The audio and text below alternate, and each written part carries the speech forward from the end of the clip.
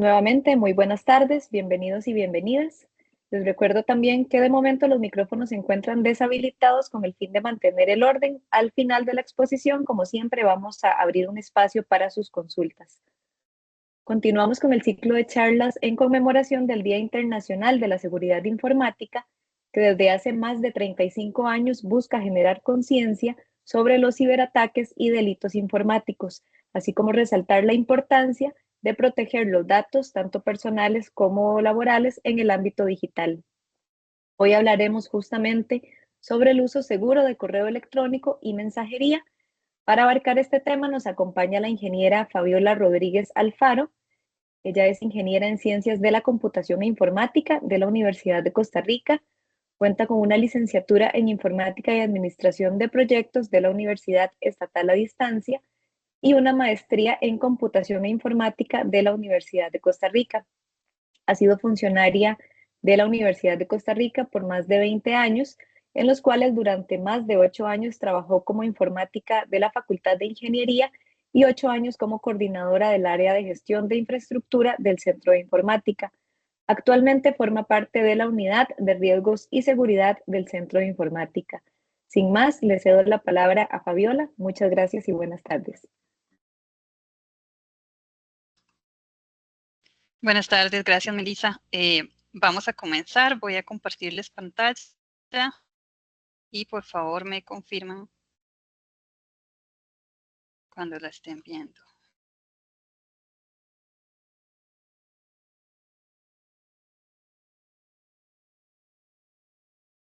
Ya la estamos viendo, pero no en modo completo. Ahora sí, lista. Ok. Bueno, comenzamos. Muchas gracias por estar aquí esta tarde. Como les decía Melissa, estamos celebrando el Día de la Ciberseguridad. Y esta charla trata sobre el uso seguro del correo electrónico y la mensajería. Mi nombre es Fabiola Rodríguez, como Melissa lo mencionó, y vamos a estar hablando sobre este par de temas que están muy en tendencia, los ataques, los riesgos que corremos cuando usamos este tipo de aplicaciones y cómo podemos protegernos. Los temas que vamos a abarcar son los riesgos en el uso de correo y mensajería, ejemplos de correos y mensajes fraudulentos que son de los ataques más recientes que se han recibido en los últimos meses, mejores prácticas para el uso seguro del correo, aplicaciones de mensajería seguras, cómo protegernos de la ingeniería social, cómo asegurar las comunicaciones a través de estas tecnologías y cuáles son las tendencias en seguridad de las comunicaciones. Bien, vamos a hablar sobre los riesgos en el uso del correo y la mensajería. Así de manera general podemos resumir que los atacantes lo que buscan en general es realizar las siguientes actividades. El robo de credenciales del correo o la aplicación normalmente se realiza para el envío de correos o mensajes fraudulentos. También la infección del dispositivo se busca para obtener información sensible o acceso no autorizado al mismo correo, a la misma aplicación o a otros sistemas a los que podemos tener acceso a través de este.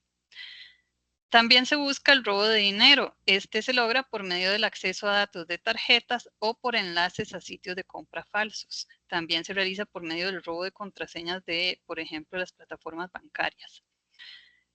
Para obtener otros credenciales por medio de enlaces, los atacantes buscan obtener acceso a otros sistemas o servicios cuando nosotros les brindamos estos datos sin tener conocimiento de lo que está pasando. Y por último, en algunas ocasiones se busca también el simple daño a la imagen, ya sea hacia una institución o una persona, cuando se logra extraer información sensible para exponer a esa empresa o a esa persona negativamente ante las otras personas. ¿Cuáles son los ataques más comunes? El phishing, que ya hemos hablado anteriormente en otras charlas y talleres, que podríamos resumirlo como correos o mensajes que imitan una comunicación que viene desde organizaciones o desde personas que normalmente son conocidas para obtener información que puedan usar en contra de nosotros. El malware es cuando a través de los correos o de estos mensajes se envían virus o ransomware que van a hacer daño a nuestro dispositivo o a nuestra información, y esto normalmente viene en adjuntos o a través de enlaces. El harvesting de credenciales es cuando se contienen enlaces a páginas de logueo falsas para su robo. Entonces, a la hora de ingresar esas credenciales, el atacante va a obtener esos datos y los va a poder usar posteriormente. Normalmente esas son campañas que se hacen de manera masiva, por eso se le llama como harvesting, que es como cosechar un montón de credenciales para poder usarlas o venderlas en la Internet oscura. También existen las notificaciones falsas. Nos avisan sobre un supuesto robo de información o un supuesto trámite que salió mal, por ejemplo, y la idea es que no se incluyen en ese mensaje enlaces hacia sitios maliciosos donde van a recuperar nuestra información. También están los correos y los mensajes tipo spam. Nosotros no los solicitamos, pero de alguna manera obtuvieron nuestra dirección y nos están haciendo llegar mensajes que no deseamos con mucha mayor frecuencia de la que quisiéramos, por ejemplo. Y lo que se llama impersonation en inglés, que es como una suplantación donde se simula ser una persona conocida para engañar, y normalmente este tipo de ataques son más personales que los que hablamos anteriormente de phishing. Este es un resumen, existen otros tipos de ataques, pero estos son los más comunes. Y vamos a ver ahora correos fraudulentos, porque a mí siempre me gusta traerles las tendencias que existen en los últimos meses de este tipo de intentos de fraude. Este que tienen por acá lo obtuve recientemente, que llegó a mi correo institucional y que trata de un correo en el que pide una verificación de otro correo que están adjuntando, y donde, si ustedes observan, existe un archivo adjunto que es .html, o sea, nos dirige a un archivo que podría ser una página web e incluye una serie de links hacia enlaces que no sabemos si son los reales con el nombre que está ahí establecido, y una persona que se esté esperando un correo similar, que si, por ejemplo, trabaja en una empresa donde se maneja el inglés más normalmente, podría confundirse y darle clic a alguno de todos estos elementos que vemos ahí en la pantalla, que posiblemente nos lleven hacia sitios fraudulentos, y el adjunto podría ser que contenga también código malicioso y que al abrirlo estemos desplegando y estemos generando acciones que no queremos. Este es otro ejemplo reciente donde vean que ya inclusive está marcado como spam, pero podríamos llegar a la conclusión de que está marcado al propio como spam en el título, y que realmente esto es como un intento de engaño para que nosotros tratemos de abrir este correo y veamos qué es lo que nos piden.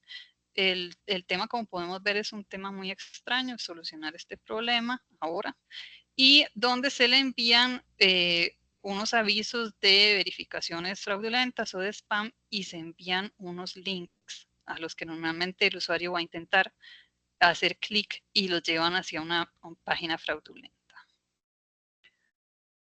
Este es otro ejemplo de direcciones que imitan las direcciones de una municipalidad aquí en Costa Rica, y que llevan a enlaces fraudulentos que parecieran ser o que se parecen mucho al sitio real que podría tener la municipalidad, pero que tiene un dominio.com, lo cual no es normal que se utilice acá, o que podría tener una dirección que realmente es muy parecida y nos busca engañar.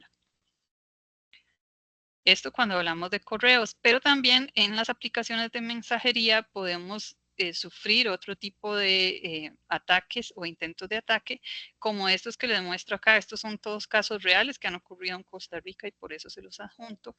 Por ejemplo, hay una gente que contacta vía Telegram, se llama Pierpoint Digital Agency, y ellos tratan de llevar a la persona a que haga ciertas tareas o ciertas misiones a través de las cuales va a obtener réditos económicos, y conforme va avanzando en las misiones y ya normalmente obtuvo cierta cantidad de dinero, que es muy bajita al puro inicio, se le pide hacer inversiones a cambio de una inversión mayor que tiene un retorno muy rápido. Por ejemplo, ahí le piden pagar 20,000 colones y en 15 a 20 minutos se le multiplica a 28,000. Eso normalmente una entidad bancaria no lo haría. Las personas estuvieron avisando sobre este fraude y cuando yo llegué a esta información ya había varias personas que habían caído en él. Entonces, creemos que inclusive que el Telegram podría ser una aplicación en la que en la que llegan menos de este tipo de fraudes, pero no es cierto. Sí se sufren y por aquí hay varios ejemplos. ¿Qué es lo que pasa después de estos? Ahorita lo vamos a hablar. Este es de un ejemplo de ingeniería social que ahorita vamos a describir qué es. Una mascota perdida, se publica en redes sociales, se ponen las fotos y llega alguien que los contacta vía WhatsApp porque ellos han publicado su número y le indican a las personas, se aprovechan de que no es una persona vulnerable en ese momento y le indican a la persona que una persona conocida de ellos tiene el animal. Trata de engañarlos, no dándoles mayor información hasta que le hagan algún tipo de depósito y finalmente han engañado a un montón de personas por esa vía. Ese es un caso real también en Costa Rica y no es uno. Realmente he visto unas 15 publicaciones muy similares a esta.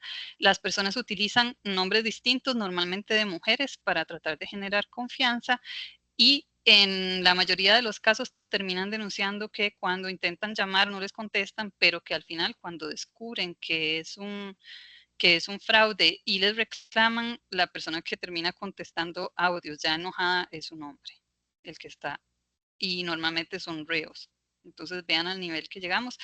Ahí lo que denuncian es que este tipo de mensajes los copian tal cual y los vuelven a enviar a todas las personas que han publicado mascotas perdidas y así lo están intentando una y otra vez hasta que alguna persona caiga. Otros ejemplos recientes, por ejemplo, estos que piden trabajar para darle like en redes sociales a ciertos generadores de contenido y a través de eso se obtiene un rédito económico muy bajito, pero que también, al igual que les enseñé anteriormente, se supone que la persona empieza a ganar un poco más de dinero conforme va avanzando en las misiones y después tiene que depositar para que se le vuelva a depositar a esa persona el dinero que ella había ganado a través el scam está en cuando usted envía ese dinero, no sabe si lo va a recuperar y realmente no lo termina recuperando. Inclusive en este tipo de fraudes a veces lo que pasa es que le piden el SIMPE, ya saben cuál es su SIMPE y a veces inclusive usted recibe dinero que después le exigen sea enviado hacia otra cuenta para ocultar el rastro de por dónde pasa ese dinero y hasta dónde llega. Vean que todos son muy similares y le escriben de la nada, usted no sabe de dónde sacaron su número telefónico y usted se podría enredar y cuando cree que ya ganó un montón de dinero e intenta conseguirlo es a donde está la trampa.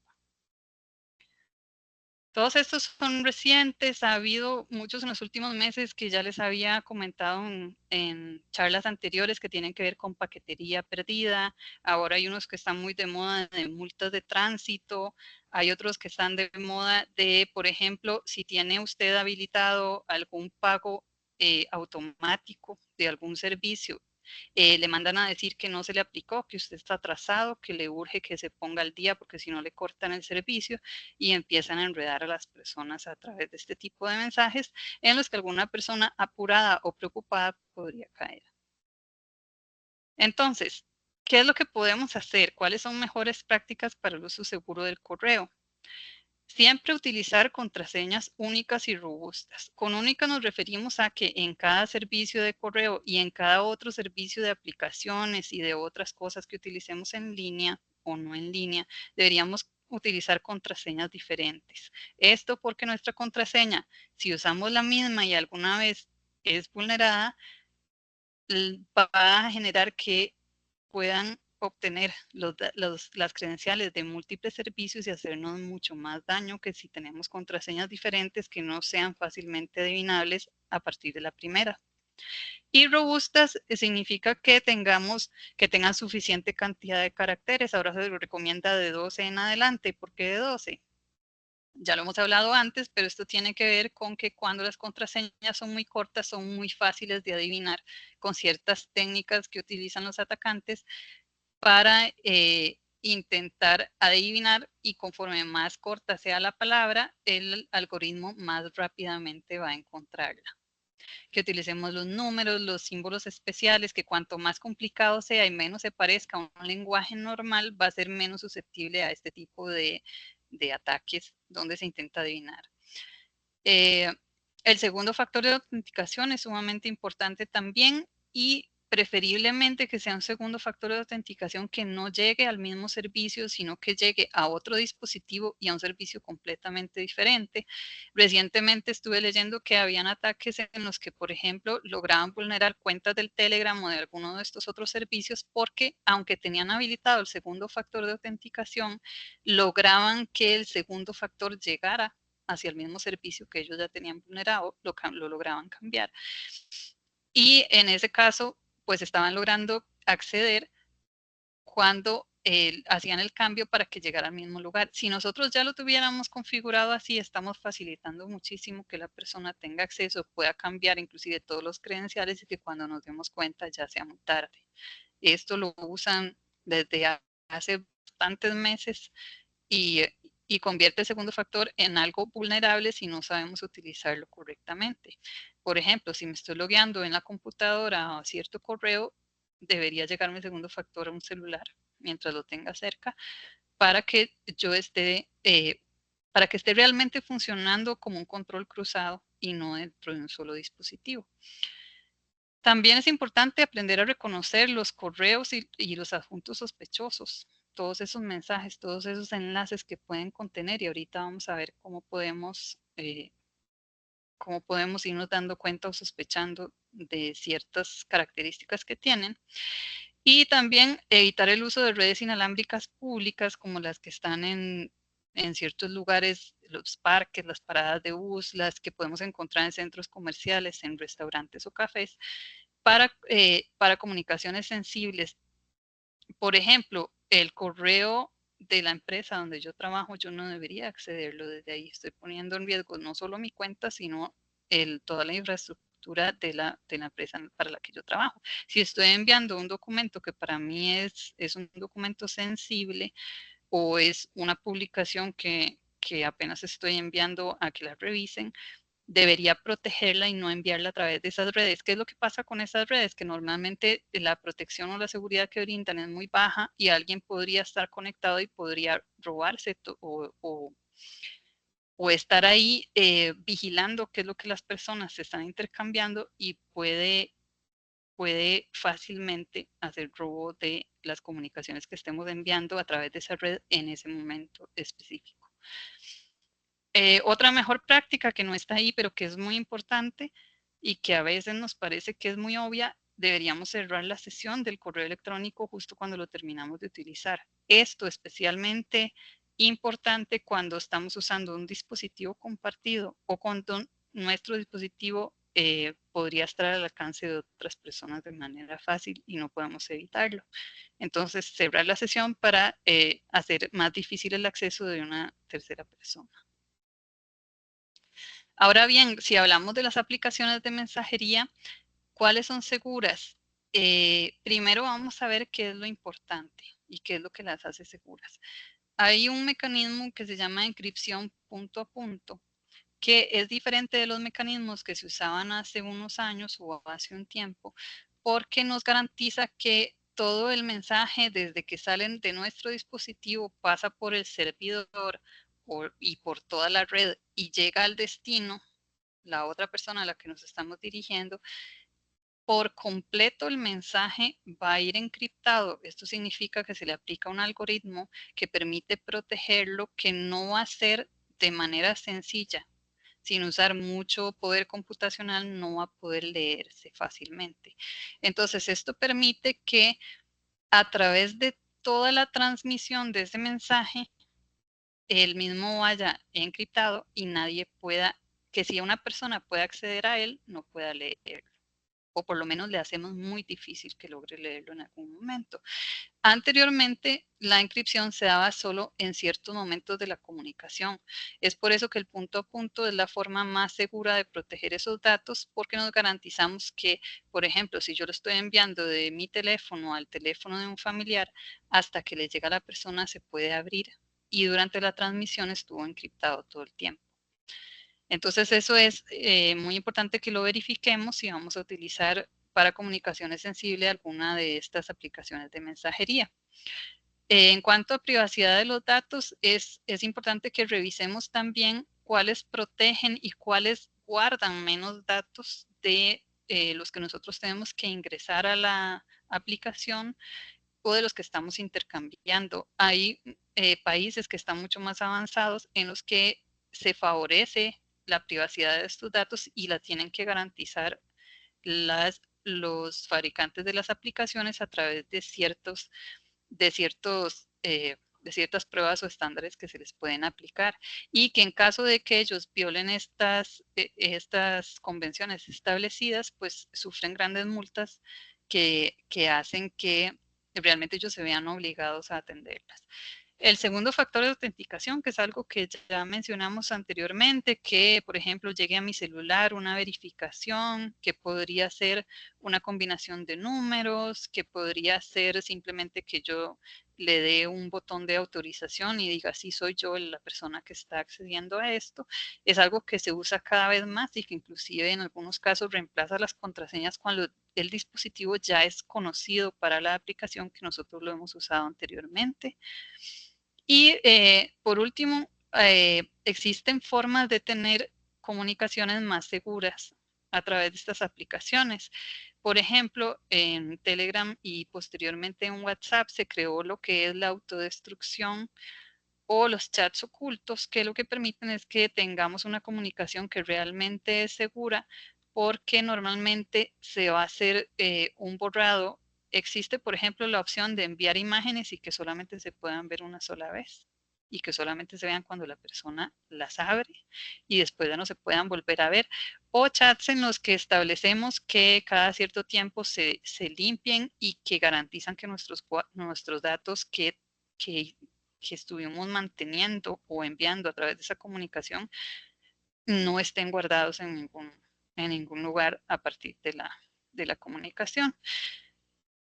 Es muy importante también que nosotros cuidemos que lo que estamos enviando a través de este tipo de aplicaciones, a pesar de que ellas tratan de garantizarnos cada vez más la seguridad, pues que no sean datos que son realmente sensibles que podrían comprometernos. Sobre todo también tiene que tenerse cuidado con las imágenes que enviamos, con fotografías que enviamos y pensar antes de enviar las cosas si podrían ser usadas en mi contra y qué tan grave puede ser la consecuencia de esa comunicación o de esa violación de la comunicación.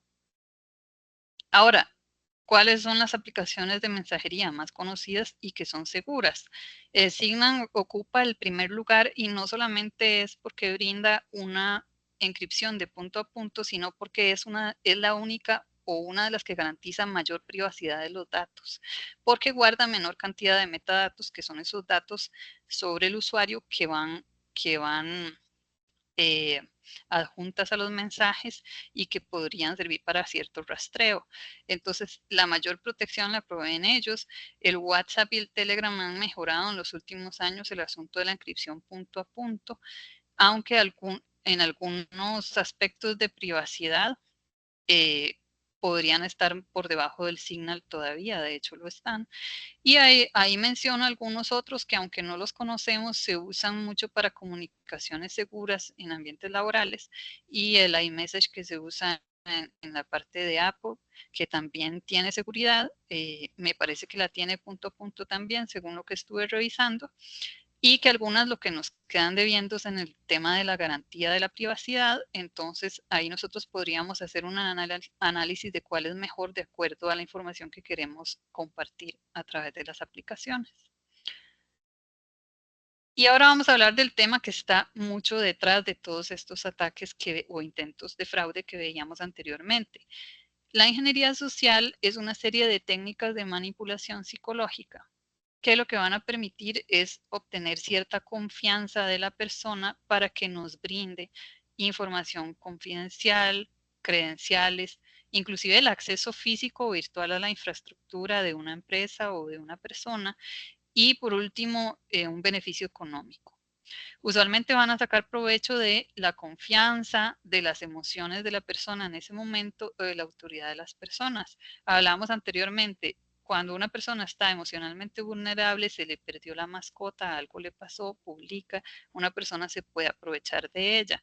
O provecho de la confianza. Mira, yo soy amigo, nuestro amigo en común es tal, y entonces yo lo conozco de dónde y puede empezar a generar confianza.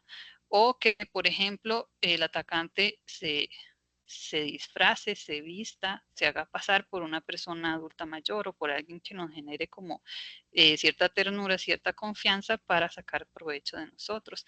Y también a veces todas estas técnicas se aprovechan de la autoridad de las personas, porque si obtenemos acceso a ellas, a través de su autoridad tenemos acceso a credenciales mucho más valiosas y y logran hacer más daño cuando hablamos de empresas, del ámbito empresarial. Entonces, todo esto puede tener un impacto muy significativo cuando se realiza a través de este tipo de plataformas de correo o mensajería. Y esto es porque el atacante puede brincarse los mecanismos de seguridad que están ya establecidos al sacar provecho de esa debilidad humana que no tienen todas esas tecnologías, ¿verdad? Entonces ahí es donde la falla nuestra de confiar, de creerle a la otra persona, es la que puede poner en entredicho toda esa seguridad por la que vela la empresa o el fabricante de las aplicaciones que utilizamos, eh, al ser hacer uno de los puntos que podría ser más débiles. También se utilizan técnicas como el phishing para obtener acceso no autorizado, que es lo que hablábamos anteriormente y lo que veíamos en algunos de los correos que yo les mostré. Entonces, ¿cómo puedo protegerme de esa ingeniería social? Debemos tratar siempre de verificar la identidad del emisor. Existen, por ejemplo, tipos de fraude en los que una persona nos escribe desde un número desconocido y nos dice que es un amigo, o inclusive no nos dice, nos hace adivinar quién es la persona, que podría estar en el extranjero, que tuvo una pérdida económica, que algo le pasó, que se encuentra urgida de dinero y que empieza a intentar enredarnos en algo en lo que logra obtener nuestra confianza para que le brindemos dinero de manera rápida por la urgencia que se genera. También están estos correos electrónicos que yo les mostraba anteriormente. Normalmente vienen como enmascarados, y entonces si nosotros vemos de quién viene un nombre escrito, pero cuando le damos clic o pasamos por encima de ese nombre, se puede despegar una dirección que es completamente diferente. A veces inclusive los fraudes se van perfeccionando y las direcciones suelen parecerse muchísimo, tal vez cambian en un carácter solamente toda la dirección, que con respecto a la dirección original de la persona que sí es nuestro emisor. Entonces esa verificación se va volviendo cada vez más difícil, pero también cada vez más importante. ¿Qué más pasa? También debemos ser muy cautelosos con los enlaces y los adjuntos que nos envían dentro de los mensajes o de los correos, porque si nosotros estamos surgidos y es algo que estamos esperando, podemos caer muy fácil en el engaño. Y, por ejemplo, si nosotros ponemos el ratón o el dedo sobre los enlaces, podríamos determinar verificando que nos lleva a una página que no es la que dice ser. Y el adjunto podría ser, por ejemplo, un HTML como el que vimos ahora, un XML, que son los que utilizan más, porque no son archivos que fácilmente yo sepa qué es lo que hay adentro. Entonces, normalmente tengo que ingresar a ellos para darme cuenta qué es lo que viene adjunto, y ahí es donde está el engaño. Por supuesto que siguen existiendo también adjuntos de otro tipo, como los PDF y otros que se usaban .doc u otro tipo de archivos. Inclusive las imágenes pueden contener código malicioso, y entonces debemos primero empezar a verificar todas las características de esa comunicación que nos están realizando antes de dar clic en los enlaces o abrir los adjuntos. Y debemos revisar también la gramática, la ortografía y lo que se hablaba anteriormente, también el idioma tiene mucho que ver. Suelen llegar mensajes que están en inglés, que están en portugués, que están en otros idiomas que no conocemos y que ya nos pueden despertar sospechas también. Cuando nos llegan en español, muchas veces están mal traducidos y entonces solamente viéndolos de primera entrada ya nos damos cuenta que es una mala traducción y probablemente no tenga nada que ver con una comunicación normal u oficial.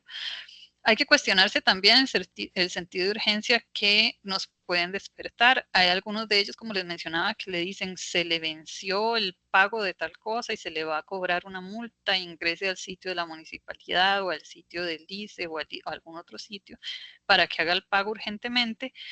Y realmente nos tenemos que detener un momento, revisar si de verdad urge, si estamos cerca de la fecha de pago. Podemos ingresar al sitio oficial y verificar si todavía estamos debiendo y tomarse un momento antes de reaccionar solamente con esa urgencia que nos generan sin hacer verificaciones previas. Eso es lo que hace caer a más gente. Entonces es muy importante que lo sepamos y que estemos conscientes de eso para actuar de la manera adecuada. También tenemos que desconfiar de los saludos genéricos. ¿Por qué? Porque muchas veces si las empresas nos van a contactar, ya ellos tienen una forma de realizar la comunicación en la que se refieren a nosotros por nuestro nombre normalmente para generar confianza. Y en estos casos de, por ejemplo, de los correos, en la mayor parte de ellos hay un saludo muy genérico que en muchos de ellos es una mala traducción. Entonces, desde ahí podemos ir identificando que hay algo que no está bien. También tenemos que evitar enviar información sensible por estos medios, ya que es importante que sepamos que el correo por sí solo no es un protocolo de comunicación segura. Se le puede brindar seguridad a través de ciertas herramientas y ciertos filtros, pero normalmente no viaja encriptado y entonces la información sensible no debería trabajarse por estos medios. Deberíamos buscar un medio que realmente nos dé la seguridad en la comunicación, ojalá con la encripción punto a punto que mencionamos anteriormente.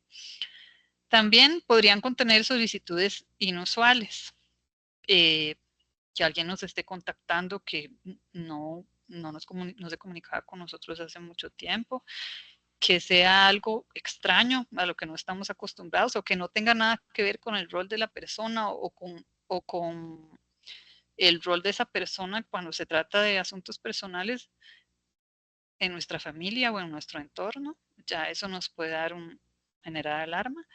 Y también desconfiar de todo lo que parece sospechoso. Se habla mucho también de que uno tiene cierta intuición que debería seguir y si algo le dice esto está raro o esta persona no me habla así o esa confianza no es la que suele tener, mejor desconfiemos y hagamos verificaciones. Y por último, usar el segundo factor de autenticación, como les mencionaba, ojalá desplegándose en un dispositivo externo a donde vamos a hacer la comunicación para que podamos hacer un chequeo, un control cruzado, por decirlo así. ¿Y cómo entonces logro asegurar esas comunicaciones? Existen filtros de correo y estos no son filtros que usted vaya a aplicar desde la parte usuaria. Realmente estos filtros los provee el fabricante o la persona que le brinda el servicio de correo y son filtros que normalmente van aprendiendo de comportamientos repetitivos en los que se va detectando que es spam, cuáles podrían ser, por ejemplo, temas de mensajes o subjects que son maliciosos. Y entonces ellos van a hacer un gran trabajo por nosotros. ¿Qué pasa? No son perfectos. Es importante tenerlos. Si ustedes, por ejemplo, entrarán al correo institucional, se van a dar cuenta que una o dos comunicaciones, a veces más por semana, tenemos, pero lo que no estamos viendo es que hay miles o millones de intentos de envío que nos están realizando que nosotros no llegamos a ver porque están pasando por ese filtro los detecta y hace que no lleguen hasta nosotros. Entonces, ¿qué es importante? Cuando nos llega un correo de este tipo y nosotros nos damos cuenta que es algo que no calza, que es malicioso, no solo borrarlo, y en el caso de los mensajes de las aplicaciones también hay una forma de reaccionar que sería la mejor. En el caso de los correos, uno tiene la opción, si es spam, de denunciarlo como spam, y normalmente el proveedor del correo nos permite, de alguna manera nos avisa, o podemos ir a los settings y buscarlo. Existen direcciones hacia las cuales se puede reenviar el correo o formas en la interfaz en las que podemos marcarlo como un correo malicioso. Entonces, eso es importante. Y cuando hablamos de las aplicaciones de comunicación instantánea, también existe no solo la opción de borrarlo, pero ¿qué logro yo con borrarlo? Muchas personas adultas mayores creen que borrarlo es la solución, pero realmente no están bloqueando, por ejemplo, a la persona o no están haciendo la denuncia. Algunos nos permiten denunciar esta dirección porque me están enviando cosas raras. Eso sería lo ideal.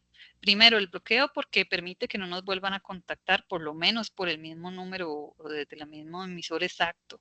Y segundo, porque podríamos hacer una denuncia para que empiece a entrar en una especie de lista negra que va hacia ese filtro de correo o ese filtro de mensajería que va a impedir que sigan haciendo comunicaciones del mismo tipo, por lo menos desde el mismo lugar o la misma dirección en la que lo están intentando hacer.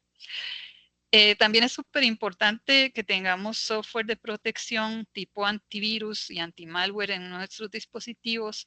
Normalmente en la computadora tratamos de tenerlo y es sumamente importante, pero a veces descuidamos nuestros teléfonos móviles.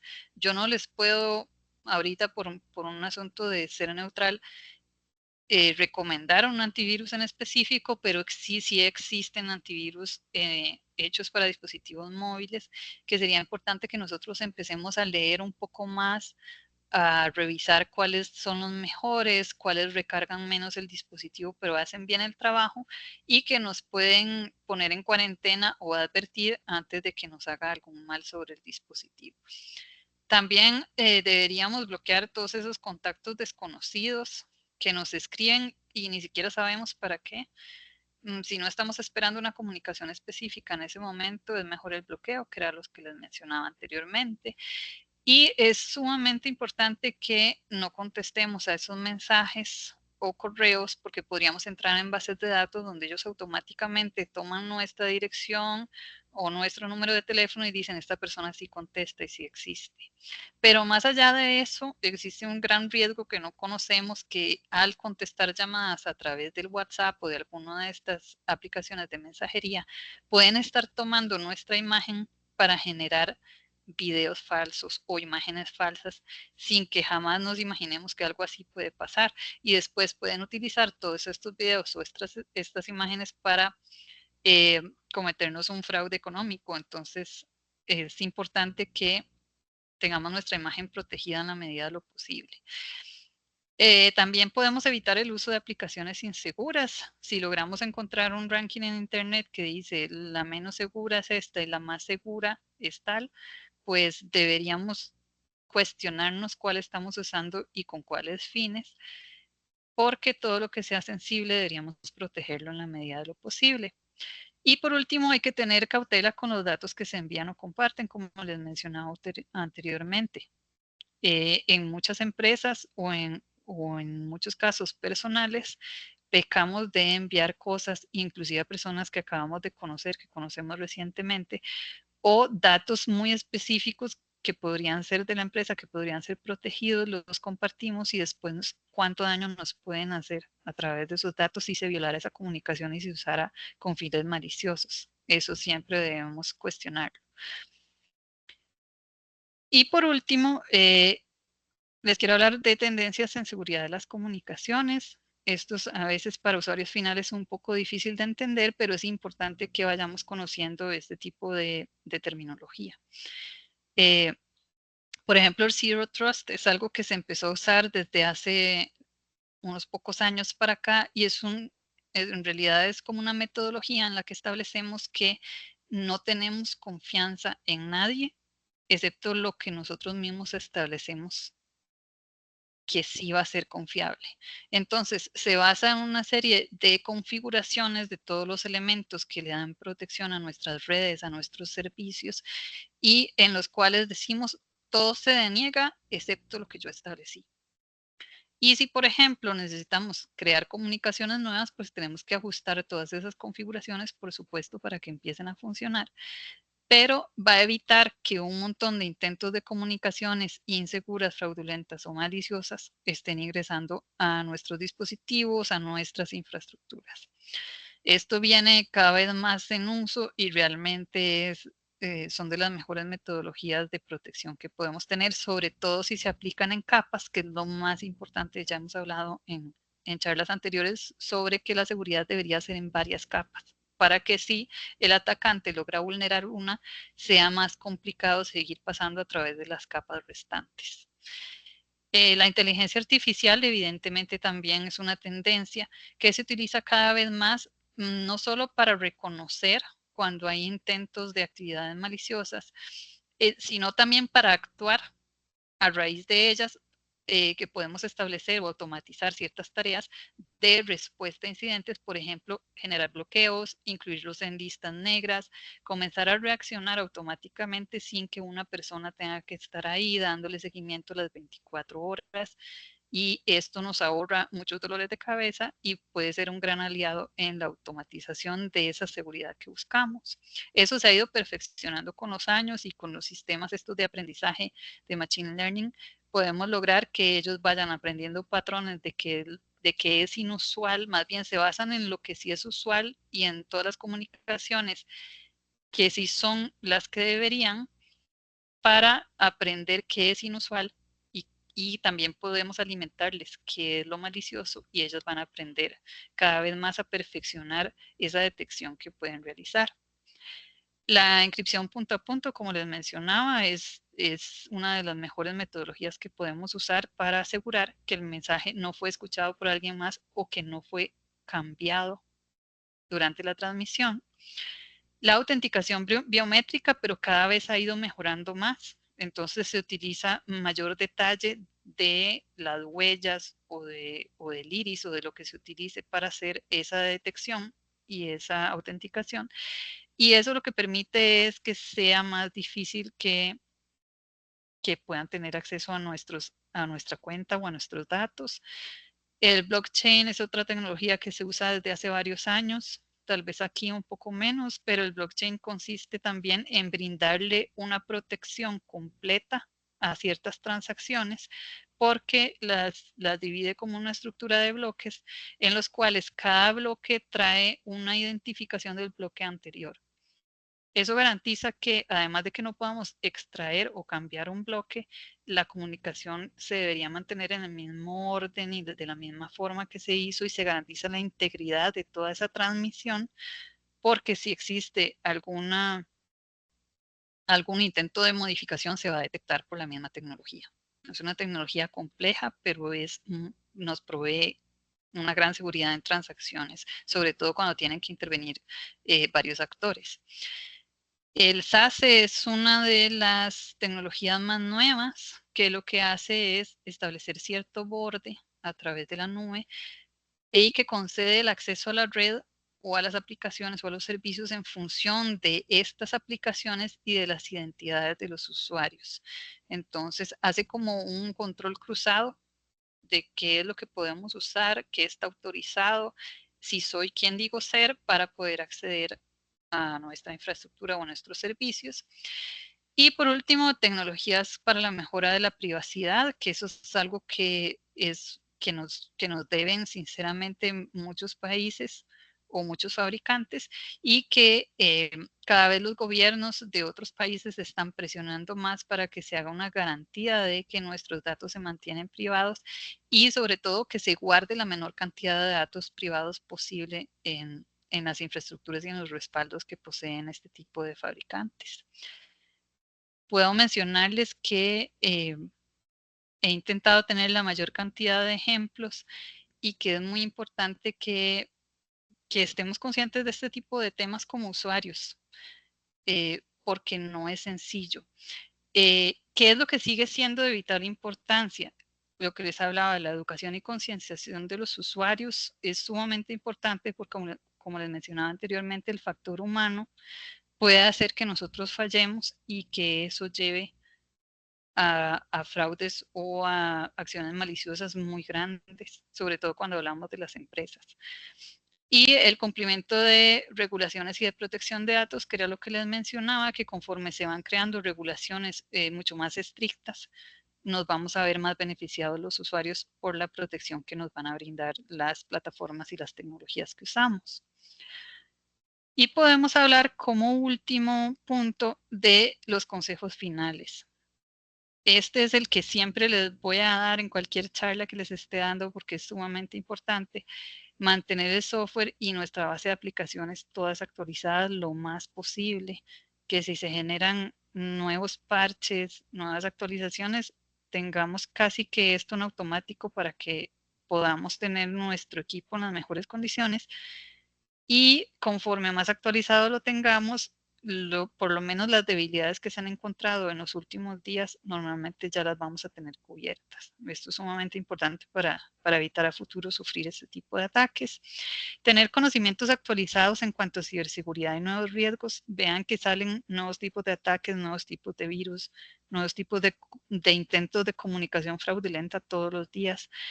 Los intentos de fraude se van perfeccionando conforme vamos aprendiendo a descubrir cuáles son.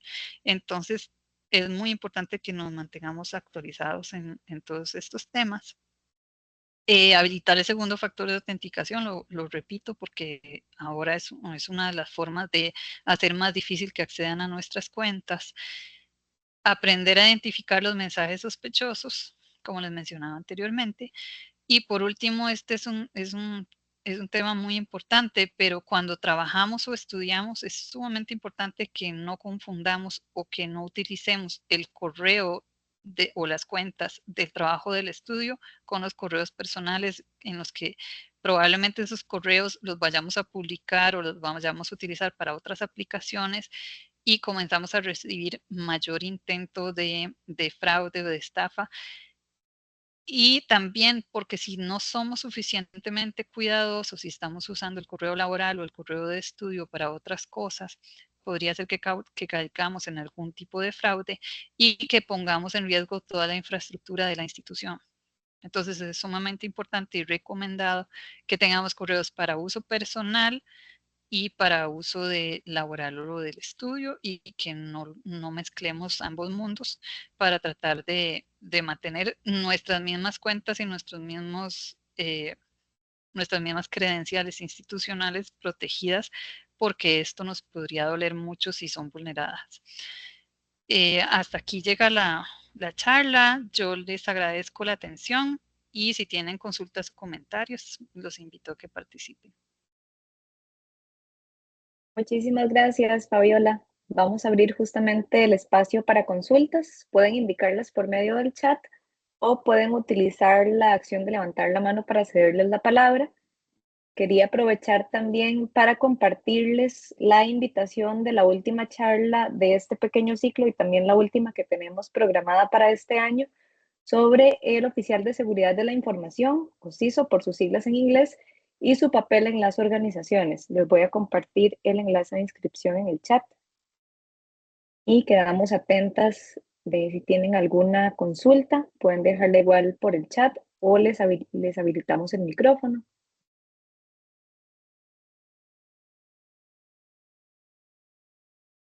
Tenemos una consulta en el chat referente al nivel de seguridad de Teams. Hasta donde tengo entendido, provee un nivel de seguridad muy similar al que nos proveen estas otras aplicaciones que yo les mencioné. Entonces, podríamos confiar en lo que estamos enviando siempre y cuando tengamos en cuenta los consejos que les mencioné anteriormente.